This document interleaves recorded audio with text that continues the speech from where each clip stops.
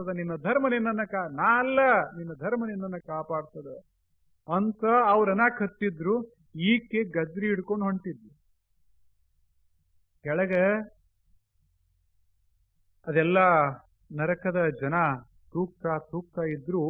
ಮ್ಯಾಲ ನೋಡಿದ್ಲು, ಏನ್ ಇಲ್ಲೇ ಸಮೀಪ ಸ್ವರ್ಗ.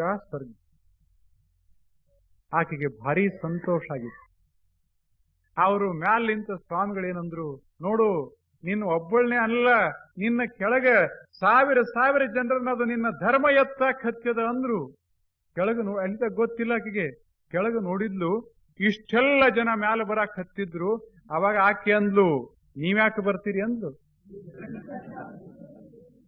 ನಾ ಧರ್ಮ ಮಾಡೇನಿ, ಗದ್ರಿ ನಂದದ, ನಾ ಧರ್ಮ ಮಾಡೇನಿ, ಅದ ನನ್ನಷ್ಟೇ ಕಾಪಾಡೋದು, ನೀವ್ಯಾಕೆ ಅದ್ರಾಗ ಭಾಗಿಯಾಗ್ತೀರಿ ಅಂತ ಹಿಂಗ್ ನೋಡಿದ್ಲು.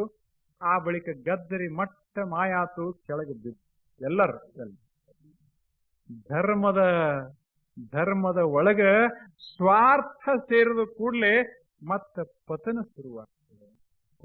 ಕೊನೆ ಕ್ಷಣದವರೆಗೆ ಸ್ವಲ್ಪಮಪಿ ಅಸ್ಯ ಧರ್ಮಸ್ಯ ತ್ರಾಯತೆ ಮಹತೋ ಭಯಾತ್. ಅದೇನು ಒಂದಿಷ್ಟು ಧರ್ಮ ಇತ್ತೋ, ಸ್ವಲ್ಪ ಧರ್ಮ, ಏನು ಬಹಳ ಧರ್ಮ, 40 ವರ್ಷದಾಗ ಒಂದು ಪೈಸಾದಷ್ಟು ಮಾಡಿದಂಥ ಧರ್ಮ ಈ ಮುದುಕಿಯ ಮನಸ್ಸನ್ನ ಅಷ್ಟು ಎತ್ತಿತ್ತು ಮ್ಯಾಲ. ಆ